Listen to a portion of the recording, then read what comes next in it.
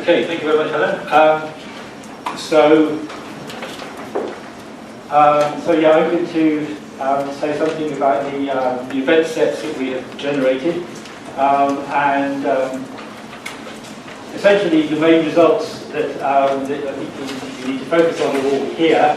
So what we have generated with the climate modelling that we've done is a 160-year time series, 160 years being 1900 to 2006, of plausible past weather events.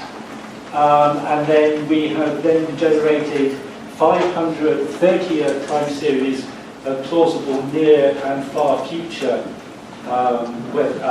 event sets. So basically these are sequences of weather over a 30-year period, either 2020 to 2050 or 2070 to the end of the century, of what weather might happen. And there's the link, and it's the links also in your handout of where the data are if you want to go and play with data. We have a couple of papers which we have written that explains the methodology behind that and present some of the underlying climate change results, and I'll put up a couple of snapshots of those in a second.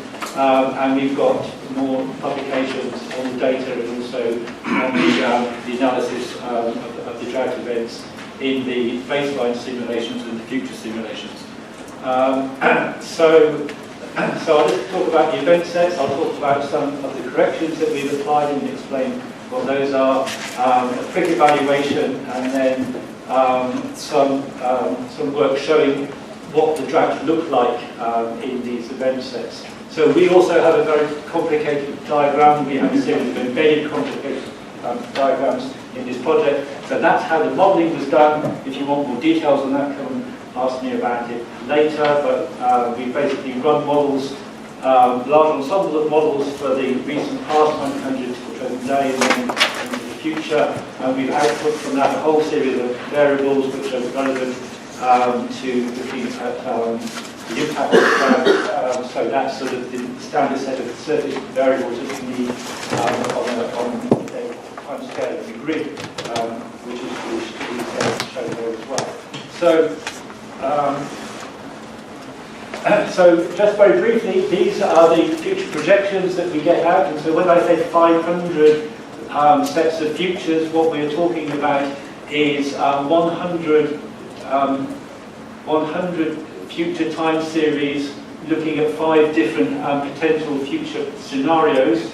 And the scenarios are basically looking across the range of changes that you get from a series of global climate models looking at the magnitude and the pattern of temperature change over, well, basically the global oceans.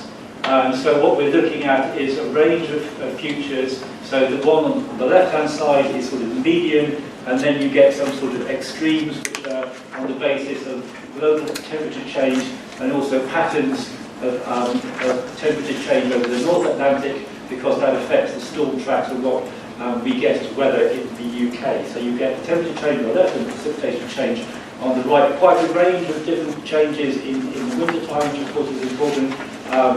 Mainly drying signal that you get in the summer and very neutral signals in the other seasons.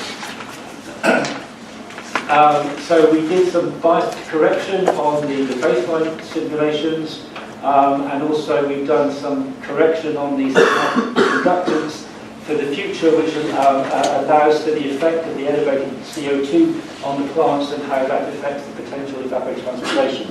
Again, lots more details in the underlying data sets if you want to go and see them. We did some validation of the simulation to show that in terms of the seasonal droughts or multi-year droughts, which are defined in terms of precipitation deficits, that these models behave reasonably accurately. This is looking at the Thames Basin. And the final result that I just wanted to show you was that we've done an analysis in the baseline simulations of what the most extreme droughts look like. So the histogram at the bottom gives you a range of all the possible 30-month droughts you can get out of the the 30-month time series you can get out of the baseline simulations. and what the 10 most extreme droughts look like if you take extreme droughts to be the P-E deficit, so that's basically the water balance across the whole country, which is what you see on the top right, or if you do the classification based on droughts in the basin. And so the red lines on the histogram are the 10 droughts which are shown at the top, and that's positioning those in the context of all the droughts that you can get out of these time series. Okay, thank you.